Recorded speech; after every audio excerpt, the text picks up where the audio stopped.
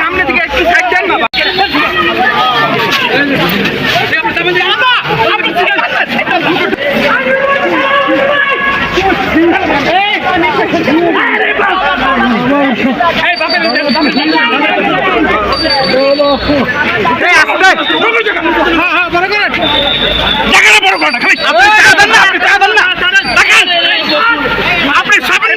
সামনে থেকে একটু সাইড দেন না।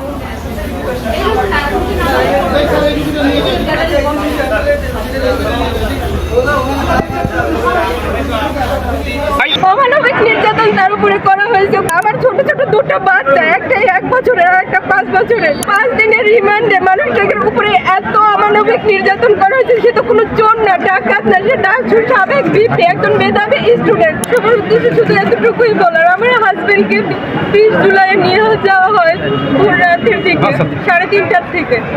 তো তাকে সুস্থ স্বাভাবিক একটা মানুষকে নিয়ে যাওয়া হয়েছিল। 40 ঘন্টা তার উপরে মানে তার নিখোঁজ ছিল।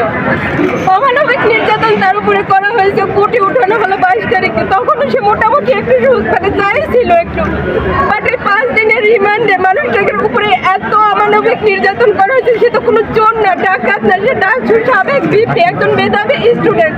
সে হাঁটতে পারতেছে না, তার মানে পা উপরে উঠে, মানে এটা তো কোনো একটা মানে কিভাবে যে বলবো এই কথাগুলো। আমার ছোট ছোট দুটো বাচ্চা, একটা 1 বছরের আর একটা 5 বছরের। ওরা শুধু শুধু ওর বাবার কথা বলে।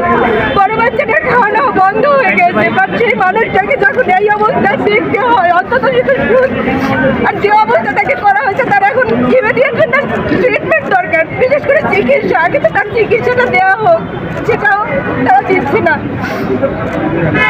বলতে পারতেছি না যে একটা মানুষকে সুস্থ স্বাভাবিক একটা মানুষকে নিয়ে এভাবে কেউ অমানবিক মানে মানবাধিকার তো মানে লঙ্ঘন, মানে আর সে তো মানে সে তো কোনো চোর না, ডাকাত না, আর সে তো এই আন্দোলনের সাথে সম্পৃক্ত ছিল না।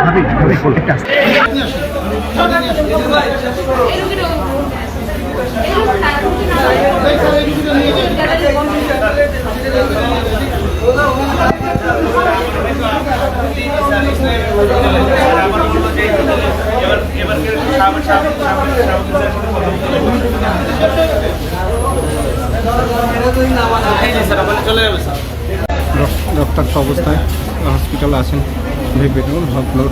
আমরা আছি আপনাদের সাথে হসপিটাল থেকে সরাসরি এই মুহূর্তে।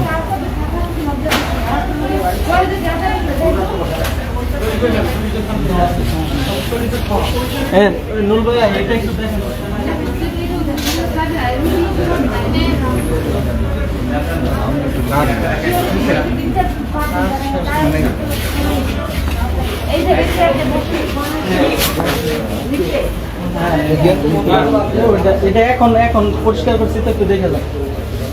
ওই যে বিভিন্ন ব্লিডিং হয় রুহি রুহি হ্যাঁ হ্যাঁ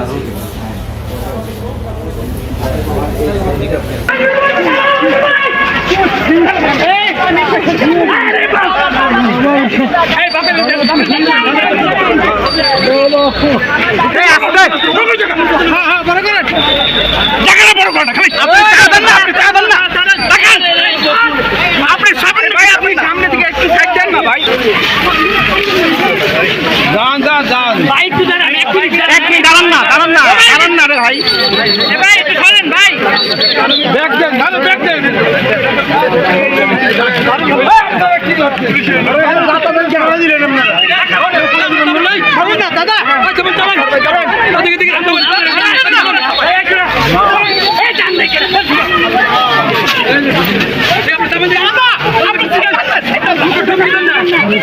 রাস্তা কিনে করেন